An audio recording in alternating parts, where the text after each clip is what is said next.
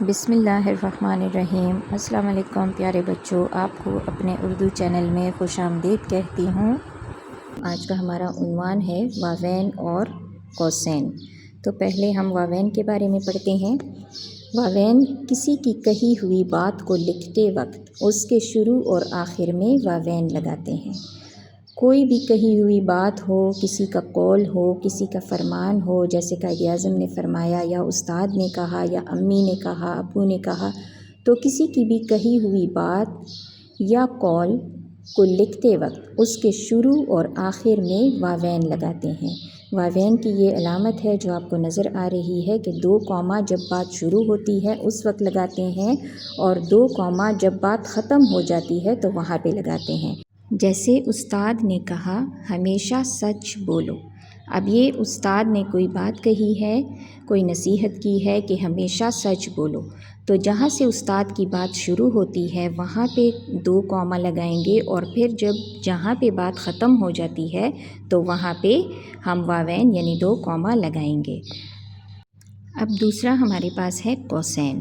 قوسین کسے کہتے ہیں؟ جس کو انگلش میں بریکٹ بھی کہتے ہیں۔ آپ کو یہ نشان نظر آ رہا ہے، یہ قوسین کی علامت ہے، نشان ہے۔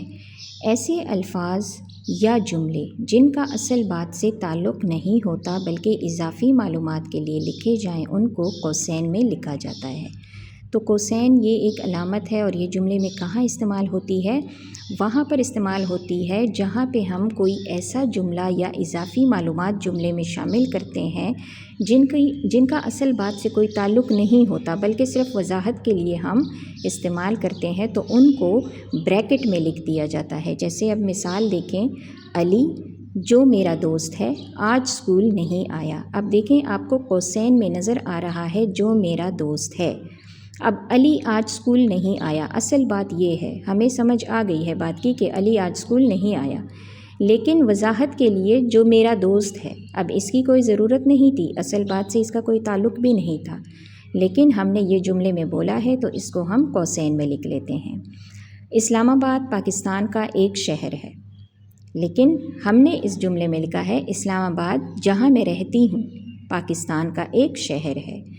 اب جہاں میں رہتی ہوں اس کا اصل بات سے جملے سے کوئی تعلق نہیں ہے اور نہ ہی اس کی ضرورت ہے، تو اس کو ہم نے بریکٹ میں لکھ لیا۔ اصل جملہ ہے کہ اسلام آباد پاکستان کا ایک شہر ہے۔ ٹھیک ہے بچوں، اب اس کی مزید مثالیں دیکھتے ہیں۔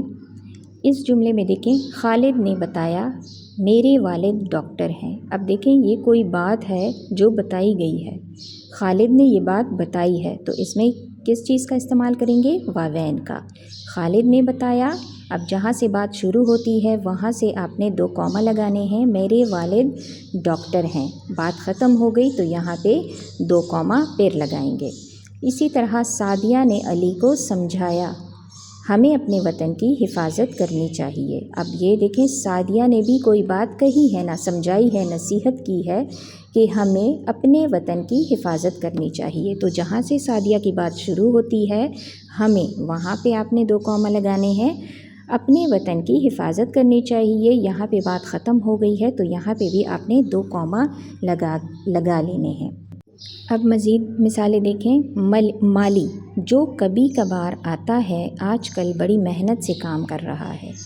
اب دیکھیں ہم نے اصل بات یہ بتانی ہے کہ مالی آج کل بڑی محنت سے کام کر رہا ہے، لیکن ہم نے اس میں جملے میں وضاحت کی ہے کہ جو کبھی کبھار آتا ہے، مطلب محنت سے کام تو کرتا ہے لیکن وہ کبھی کبھار آتا ہے، تو جو کبھی کبھار آتا ہے اس کا جملے سے کوئی تعلق نہیں ہے اور نہ ہی ضرورت ہے، تو ہم نے صرف وضاحت کے لیے بولا ہے، تو اس کو ہم کس میں لکھیں گے؟ قوسین میں۔ اسی طرح علامہ اقبال ہمارے قومی شاعر سیالکوٹ میں پیدا ہوئے۔ اب اس میں دیکھیں علامہ اقبال سیالکوٹ میں پیدا ہوئے، اصل جملہ یہ ہے، لیکن ہم نے اس میں قومی شاعر کا اضافہ کیا۔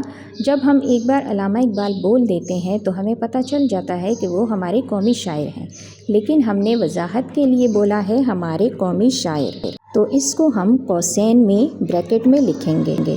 تو ہم بولتے ہیں علامہ اقبال، وضاحت کے لیے ہمارے قومی شاعر، اور اس کو ہم بریکٹ میں بند کر دیتے ہیں قوسین میں۔ قوسین بریکٹ کو کہتے ہیں، ٹھیک ہے، سیالکوٹ میں پیدا ہوئے۔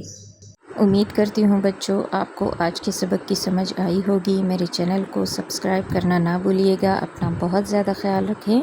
شکریہ اور اللہ حافظ۔